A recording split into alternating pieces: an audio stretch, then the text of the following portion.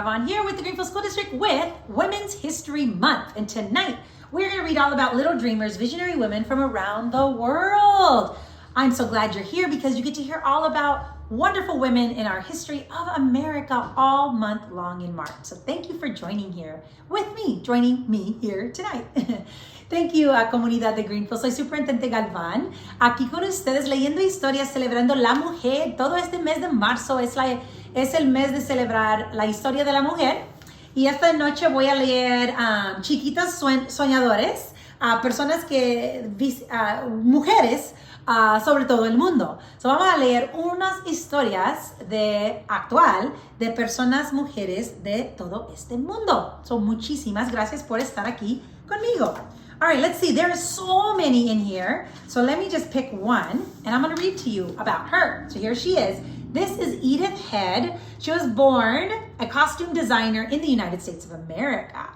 Let's see. Edith had a lonely childhood. Her family moved around the American Southwest a lot, so she never had many friends. She often played by herself and on the dusty plains, but in her imagination, the world came alive. Having neither toys nor dolls, she made figurines and wood from desert plants.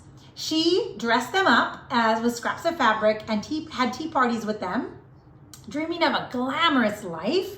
When her family moved to Los Angeles, Edith was in high school and her dream finally came true. She acted in plays, took art classes, and developed a keen eye for design. Woo, very fancy. All right, let's pick another one. Frida Kahlo. Let's see. Frida Kahlo is a painter and she came from Mexico. We've read about her before, so let's see what they say in this story. Let's see. Tragedy struck Frida throughout her life, but she channeled that pain into art. As a child, Frida connected with others, and when she was young, she contracted polio, and one of her legs became withered. She walked with a limp for the rest of her life, but she was diagnosed, and what happened is she decided to transform that and became a beautiful artist. She would wear long skirts associated with traditional Tejama clothing, and at 18 years old, she was in a bus accident and endured a long recovery process. One thing she could do was stay in her bed. So she painted. Her mother built an easel that hung from her hospital bed, and with nothing else to look at, Frida started painting. Beautiful. So she turns a tragedy into something beautiful.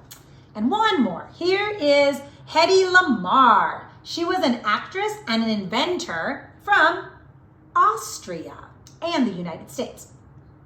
Growing up in Vienna, Austria, curious and creative Heidi, short for Hedwig, loved to go on long walks with her father. She would explain how things worked, everything from the painting press to the streetcar. And as a teenager, she attracted attention because she was so beautiful and she began to act in films. She married young, but it was an unhappy relationship, so she decided to move on and as tensions rose before World War II, Heidi escaped from the Nazis and her husband. Careful to keep her Jewish heritage a secret, she rebranded herself as the glamorous Hedy Lamarr and set off for Hollywood, starring in movies such as Algiers, which made her an instant star, and the blockbuster Samson and Delilah in 1949.